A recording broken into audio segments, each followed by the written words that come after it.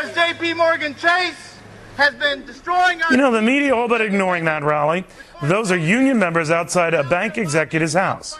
It's his house. Nobody calling them crazies at all. Extremists, dangerous. But the media all too happy to label Tea Partiers as all that and more. My next guest says, man, oh man, if that doesn't tell you there's a double standard, nothing else will.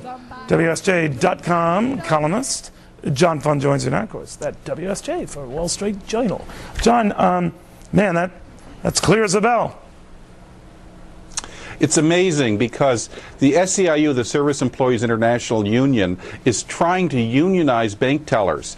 And so the purpose of this demonstration was supposedly to protest home foreclosures, but I think it was to put pressure on the bank to give in to the union agenda. You know, when you protest out folks' homes, you know, that's a pretty scary thing. It doesn't even approach just a bunch of Tea Partiers rallying, hurting and offending and not even threatening anyone, even verbally. Well, last year, Acorn, before it collapsed, went up to Connecticut and was giving tours and demonstrations in front of bank executives. And SEIU was the single biggest donor to Acorn. So now that Acorn has collapsed, I guess SEIU has had to pick up the slack.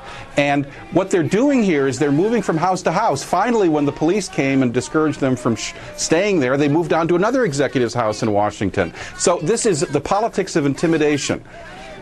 You know what's weird, too? I remember those protests in Greenwich, Connecticut, more to the point, a year or so ago. And they were protesting outside the wrong executives' homes. Remember that? And then a lot of kids and spouses were cowering behind windows, and they weren't even the ones that they were targeting. And then when someone brought that to their attention, I remember bringing to one protester's attention, well, you know, they're all bad. In other words, you're all worthy of a protest. So that's where we've come.